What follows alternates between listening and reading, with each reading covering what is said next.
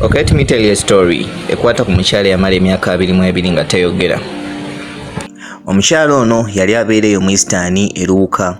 Yafumbirwa nga muto naye yalina ebigambo bingi. Amaka ge agasooka ne galema ku lw'ebigambo, ag'okubiri nago ne galema. Naye ate gamukosa nnyo ag'okubiri kubanga yali amaze okuzaalayo abaana. Bw'atyo abaana yabalekayo omusajja era n'asalawo nti sijja kuddamu kwogera kubanga ebigambo we bintuusizza ndabyewo. We yatuuka ewaabwe bamubuuza ebibuuzo bingi, lwaki ovudde ew'omusajja, ki ekikukomezaawo, ki ekituuseewo, naye nga tabanyega. Olunaku ne luggwa, ennaku 2 ne ziggwa, wiiki neggwako, naye ng'omukyala agaanye okwogera nga talina kigambo kyonna ky'ayogera. Waayita ebbanga lya myezi 5 ne wabaayo omusajja yamwegomba era n'akyala okuba nga asobola omusaba mu bazadde be. Abazadde baamunyonya ne bamugamba nti omukyala gw'otwala tayogera, naye ku lw'obulungi bw'omuwala ono bwe yalina, omusajja yakkiriza n'agamba tekirina buzibu kasita omukyala naye asiimye. Omwami ono yalina omukyala namba emu, naye ng'omukyala namba emu ekyembi yali tazaala baana balenzi ng'azaala baana bawala bokka. Munnange bwe yatuuka ew'omusajja era yagenda mu maaso ne kye yasalawo ekyokusirika, kwegamba abantu ne bamutwalira ddala nga kasiru naye n'asirika.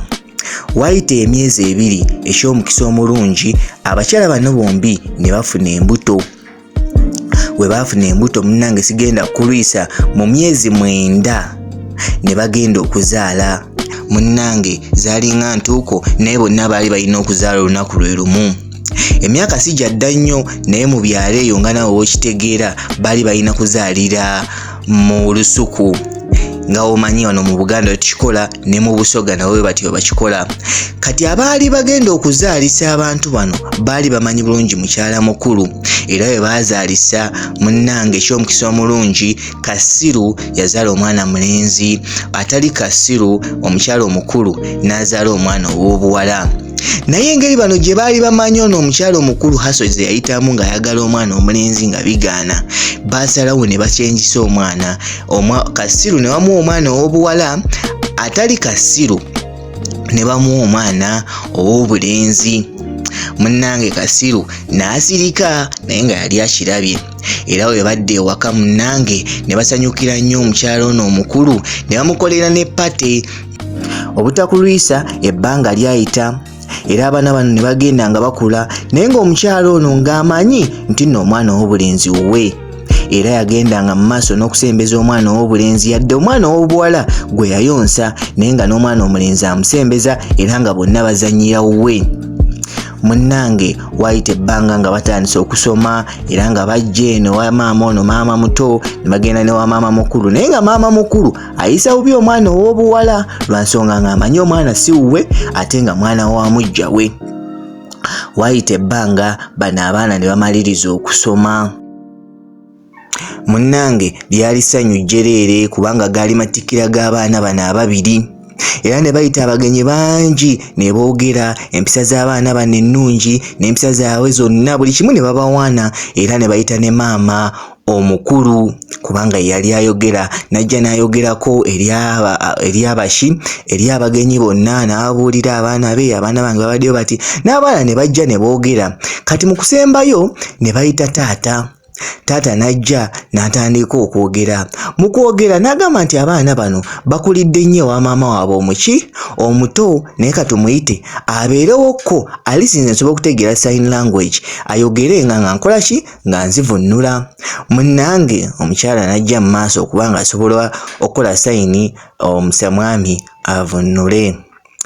Ekyembi oba ekyessanyu oba ekyennaku, omukyala ono n'akwata akazindaalo n'akajja ku musajja. Bonna ne bamutunuulya, bamanyi bulungi tayogera. N'avaamu eddoboozi n'abagamba nti musibye mutya mwenna abampuliriza. Munnange nga sinnagenda mu maaso mbadde nkusaba onfollowing era olikinge video kubanga stories ez'akabi nkyazireetera ddala. We yamala okubabuuza, omukyala ono omutima ne gutandikirawo kuba ngamba mukyala muto. Omanyi mu Buganda tulina olugero lugamba nti okalya dda kadda dda. Omukyalo n'atandika okunnyonnyola sitoole ye okuva eri gye yagendanga ng'afumbirwa ng'ababuulira ensonga lwaki tayogera. N'amaliriza ng'ababuulira nti amazima gali nti nze yazaala omwana oyo ow'obuki ow'obulenzi, ono n'azaala omwana ow'obuwala. Naye ate saagaana kumpa mwana wa buwala lwa nsonga bonna baana bange kubanga baana ba bba wange. Era n'abaana ne beetegereza nga bambi omukyala abadde abayisa bulungi nga bonna ng'abaana be.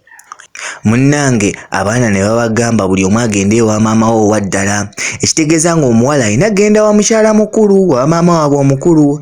Naye ate ekyewuunyisa abaana bombi batambula badda wa maama ono omuto, era bwe bakwata akazindaalo ne bagamba nze maama oyo abadde ampisa bubi. Maama omukulu nga buli wengendayo alaga nti siri mwana we era nga n'emmere tampa. Maama ono gwe nayonka ye maama wange lwa nsonga yakolaki yabadde ansasulira school fees ebiseera ebimu era nga yandabirira ebiseera ebisinga obungi. N'omwana ow'obulenzi n'agamba bannange oyo si ye maama wange kubanga si ye yanzaala. Munnange mu Buganda tulina enjogera egamba nti okalya dda kadda dda, kaali akaseera katuuse omukyala ono ke yalya kabeere nga kadda. Era omukyala baamugoba mu maka ne bamugoba ne ku kyalo n'aviiramu awo nga talina kintu kyonna. Byaliwo ebyaddala naye bituyigiriza ki? Njagala okomentinga ombuulire olowooza gw'oyigamu ki mu lugero luno.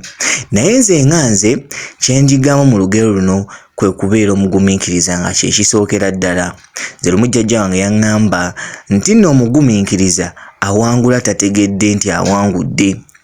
Ekyokubiri, okusala ebigambo. Bannange abantu nga mwogera kati muli awo mwogera, simanya kireva gye, simanya biki, simanya kamiri, simanya palaso, naye nga temumanyi ani ali mu nsobi. Okitegeera era ne kireva gye ebintu katwalinaawo ebiri mu mutawaanya ebiseera ebisinga obungi bigambo byayogera emabegaawo. Okitegeera lwakuba mu abasinga obungi temugobeera stories z'abantu bano, naye nze story y'abantu abo yonna nagidraftinga ngiina.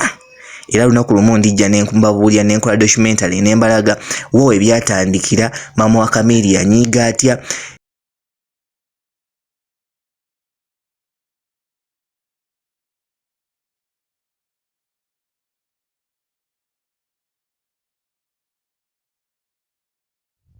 Era ki ekituufu ekyatuuka ku kireva gye? Kubanga amazima amatuufu gali nti kireva gye yeetaaga rehabu.